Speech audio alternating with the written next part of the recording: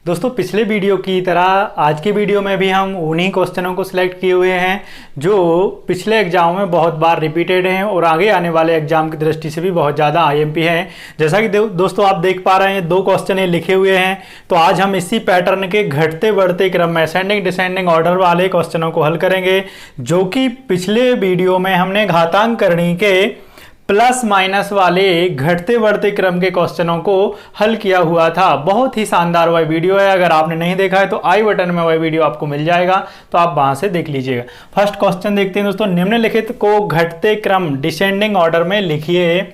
इन क्वेश्चनों के आने पर हमको ऐसा लगता है दोस्तों कि ये बहुत ज़्यादा कठिन है, लेकिन दोस्तों ये क्वेश्चन केवल और केवल हाथी के दांतों की तरह होते हैं। दिखाने के दांत कुछ और होते हैं हाथी के, और चबाने के कुछ और होते हैं। जैसे यही क्वेश्चन मैं बताऊं आपके लिए, तो आप बताइए कितना समय लेंगे आप। बस आपके लिए यहाँ पर ये 128, ये 625 और ये 729 और ये 1024, बस आपके लिए किस में लिखना है, घटते क्रम में लिखना है दोस्तों। तो सबसे बड़ा सबसे पहले आएगा, फिर उससे छोटा, फिर उससे छोटा, फिर उससे छोटा। हल तो हो ही चुका है, आप देख ही रहे हैं। यहाँ पर सबसे बड़ा कौन सा है, 1024 है, और सबसे छोटा कौन सा है दोस्तों, 128 है। हो गया काम। बस इसके लिए आपको जमाना है तो उल्टा ही लिख देना है, घटते क्रम में लिखना है। तो ये 1024 मतलब 4 पे 250 की पावर, फिर 3 पर 300 की पावर, फिर 5 पर 200 की पावर, फिर 2 पर 350 की पावर। जी हाँ, हो गया। बस इतना ही करना था। अब आप अचंभित होंगे कि ऐसा मैंने कैसे कर दिया, या तो मैं रट के आया हूं, तो रट के बिल्कुल नहीं आया हूं। इतना ही समय आप लेंगे। देखिए किस तरीके से इसको हल किया गया है। सबसे पहले ये जितने भी टाइप के ऐसे क्वेश्चन आते हैं, टाइप एक ही बनता है दोस्तों, बस इसकी घातें बदल सकती हैं, आधार बदल सकते हैं। तो 2 पर 350 की पावर, 5 पर 200 की पावर, 3 पर 300 की और 4 पर 250 की। याद रखना, ये क्वेश्चन कभी भी अभी तक ऐसा नहीं आया है कि यहाँ पे 301 की पावर लगी हो। इसका मतलब क्या होता है दोस्तों, इसका मतलब ये है कि ये जितनी भी बड़ी बड़ी घातें लगी हैं, इसमें कुछ ना कुछ एक कॉमन नंबर होता है, हाईएस्ट कॉमन नंबर, जिसको हम एचसीएफ बोलते हैं, महत्तम समापवर्तक। तो या तो हमें यह करना है कि इन घातों को बड़ी से बड़ी घात के रूप में ब्रेक कर लेना है, तोड़ लेना है गुणनखंड के रूप में, या फिर घात का क्या लेना है, एचसीएफ लेना है। क्लियर है, सिंपल। तभी मैं बोल रहा हूं आपको कि यहां पे 301 नहीं आ सकता। अगर यहां पर 301 लिख देंगे तो इसका एचसीएफ 1 होगा, और इसको हल कर पाना फिर बड़ा ही मुश्किल काम है। तो 0 से लेके या फिर आपके स्टेट लेवल के एग्जाम से लेके एसएससी सीजीएल तक कभी भी इस क्वेश्चन में अगर ये घातें बनती हैं तो कैसी बनती हैं, कुछ ना कुछ इसमें कॉमन होता है। फैक्टर क्या होता है, एचसीएफ होता है। मतलब एक एचसीएफ वाला, या यहाँ पर उल्टे सीधे नंबर नहीं आते हैं, ठीक है ना। तो इसका एचसीएफ लेंगे दोस्तों हम जल्दी से, कितना आएगा, 50। साफ दिख रहा है हमारे लिए, क्या आएगा एचसीएफ, 50। अगर आप नहीं ले पाते हैं तो आप अलग से लीजिए इनके लिए, ठीक है ना। तो इसको आप 2 पर लिखेंगे, 50 का इसमें भाग दे देंगे दोस्तों। 50 का भाग देने पर ये कितना आएगा, 7 गुणा 50 हो जाएगा। इस तरीके से सिंपल है। या फिर इस पे 2 पे 7 की पावर होल पावर 50 भी लिख सकते हैं, जैसे आपकी मर्जी। 5 के ऊपर अब 200 में आप 50 का भाग देंगे दोस्तों तो क्या आएगा, 4 की पावर होल पावर 50 आ जाएगी। 300 में आप 50 का घात देंगे तो भाग देंगे तो कितना आएगा दोस्तों, ये यहाँ पर 6 आ जाएगा, और यहाँ पर पावर कितने की आ जाएगी दोस्तों, 50 की आ जाएगी। क्लियर है। 4 पर 250 की घात है।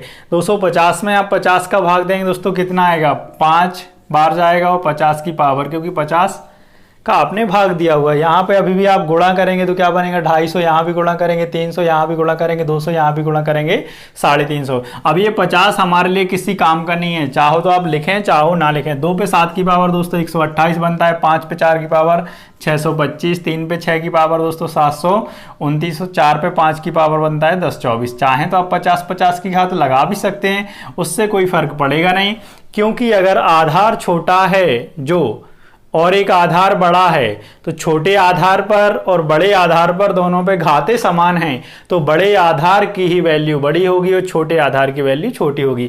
इसी वजह से मैं बोल रहा हूं कि 50 की घात लगाने की कोई जरूरत नहीं है। हमको लगाना है इसको डिसेंडिंग ऑर्डर में, घटते क्रम में, अवरोही क्रम में। इसका मतलब सबसे बड़ा सबसे पहले, फिर उससे छोटा, फिर उससे छोटा, फिर उससे छोटा। क्लियर है। तो यहाँ पे 1024 सबसे बड़ी वैल्यू आ रही है, तो सबसे बड़ा कौन सा होगा दोस्तों, ये आ जाएगा, ठीक है। अवरोही घटते क्रम में लगा रहे हैं तो नुकीली साइड कहां पर होगी, छोटे तरफ, और ये खुला भाग होगा बड़े की तरफ में। फिर ये वाला आ जाएगा दोस्तों 3 पर 300 की पावर, क्लियर है। इसके बाद में आएगा 5 पर 200 की पावर, फिर 2 पर 350 की पावर। इस तरीके से ये आपका आंसर हो गया घटते क्रम में। नेक्स्ट क्वेश्चन दोस्तों, बढ़ते क्रम में लिखना है, इसको असेंडिंग ऑर्डर में लिखना है, क्लियर है। लेकिन ये क्वेश्चन हम थोड़ा सा रुक के करेंगे, इसके पहले हम इसी पैटर्न का सेम क्वेश्चन कर लेते हैं ताकि आपका रिवीजन भी हो जाएगा और आप बहुत अच्छे से समझ भी जाएंगे। आप वीडियो को स्पीड कम ज़्यादा करके देख सकते हैं अगर आपको कोई समस्या समझ में आती है तब। इसको हम लिखेंगे असेंडिंग ऑर्डर में। किस में लिखेंगे दोस्तों? बढ़ते क्रम में लिखेंगे इस वाले क्वेश्चन को। अगर आप समझ गए होंगे तो आप वीडियो को रोककर इसका आंसर कमेंट में कर सकते हैं दोस्तों, है ना, कि सबसे बड़ा कौन सा नंबर होगा, इसमें सबसे बड़ा कौन सा होगा। काम क्या करना है दोस्तों, हमारे लिए वही करना है। सबसे पहले तो इसका कॉमन फैक्टर देखना है या घात को बड़े से बड़े गुणनखंड के रूप में तोड़ना है। अब हम इसको ओरली और जल्दी से करेंगे। जैसे आपको दिख रहा है यहाँ पर 12 कॉमन आएगा क्योंकि इसका HCF कितना होगा 12, तो 12 को हम छोड़ ही देंगे। 12 6 72, तो 2 पे 6 की पावर दोस्तों कितना बनेगा ये हमारे लिए लिखना है यहाँ पर। और यहाँ 12 3 36, तो 5 पे 3 की घात, और 48 में 12 का भाग देंगे आप तो 12 चौके 48, तो 4 पे 4 की घात। 60 में 12 का भाग देंगे तो 3 पर 5 की घात। सिंपल है, ठीक है। देखिए यहाँ पर 3 पे 5 की घात दोस्तों होगा 243, ठीक है।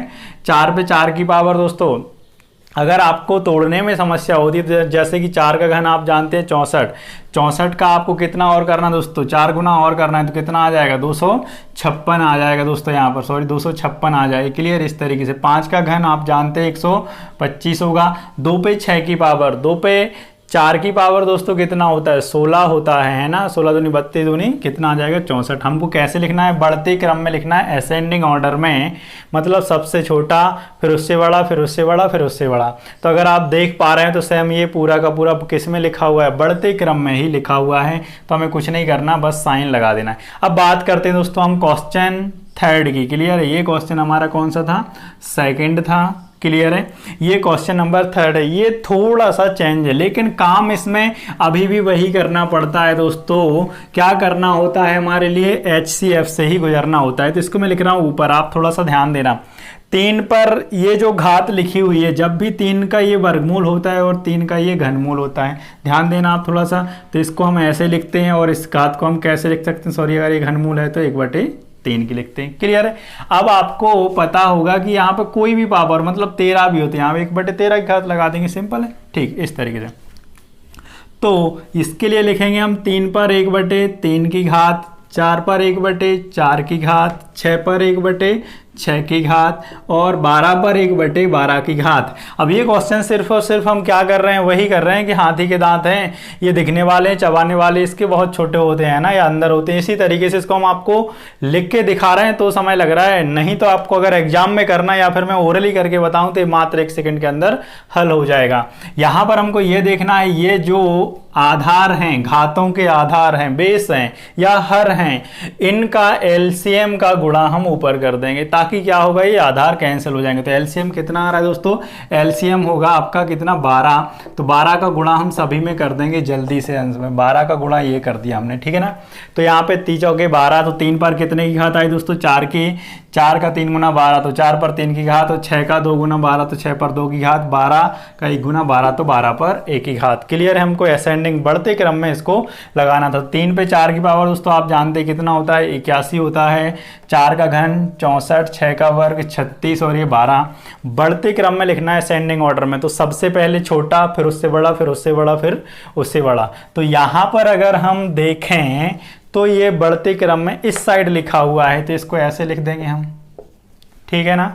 तो यहाँ से ये ऐसे में घटते क्रम में, लेकिन यहाँ से कैसा है? बढ़ते क्रम में। लेकिन फिर भी पलट के लिखना हो अगर आपके लिए तो आप लिख सकते हो 12 सबसे पहले, फिर 36, फिर 64, फिर 81।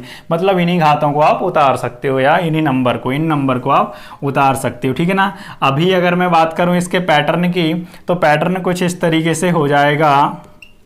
हमको लिखना है बढ़ते क्रम में, तो ये आ गया, फिर ये आ गया, फिर ये आ गया, फिर ए आ गया। क्लियर, इस तरीके से ये पैटर्न आ जाएगा। ठीक है ना। नेक्स्ट क्वेश्चन देखते हैं दोस्तों। जो मैं नेक्स्ट क्वेश्चन लिख रहा हूँ उसका आपको आंसर जरूर करना है दोस्तों, कमेंट बॉक्स में, है ना। अगर आप बात को समझ गया हो तो वीडियो को रोक के देखिए दोस्तों। क्वेश्चन नंबर 4 है, इसमें हमारे लिए बताना है कि सबसे बड़ा कौन होगा। क्लियर है। तो इसको लिखने का सबसे पहले तो ओरली तरीका वही है जो मैंने आपके लिए बताया है, या फिर आप जल्दी से बिना लिखे भी इसका एलसीएम कर सकते हैं। देखिए यहाँ पर ये आपको पता है आधार में जाती है घातें, करणी स्क्वायर रूट वाली घातें कहाँ जाती हैं, आधार में जाती हैं। तो इन सबको देखने पे पता चल रहा है एलसीएम कितना आएगा, 12 आएगा। तो 9 पर 4 की घात बन जाएगी, सिंपल सी, क्योंकि 3 चौके कितना हो गया दोस्तों, 12 हो गया। ठीक है ना। यहाँ पर 3 पर 6 की घात बन जाएगी, क्योंकि 2 का 6 गुना 12। यहाँ पर 16 पर कितने की घात आएगी, 3 पर। और यहाँ पर 80 पर कितने की घात आ जाएगी दोस्तों, 2 की। तो यही मैं आपको स्टार्टिंग से बोल रहा हूँ कि ये क्वेश्चन सिर्फ और सिर्फ दिखने में बड़े लगते हैं, हल करने में कभी भी इनका जो कैलकुलेशन है वो बड़ा नहीं हो सकता। आप ओरली इनको कर सकते हैं, बशर्ते आपके कैलकुलेशन अच्छे होने चाहिए। हमको सबसे बड़ा बताना है तो सबसे बड़ी वैल्यू दोस्तों इसकी ही आएगी, कितनी आएगी, 6400 ही आएगी। तो ये बड़ा है, बाकी इन सबको आप सॉल्व जरूर करें। आई होप कि आपको ये वीडियो समझ में आया होगा। इसके अलावा आपको अभी 2 इंपॉर्टेंट वीडियो, महत्वपूर्ण वीडियो स्क्रीन पर दिखाई दे रहे होंगे दोनों तरफ, तो आप वो भी क्लिक करके देख सकते हैं, घातांक करने के और भी ट्रिकी मेथड के।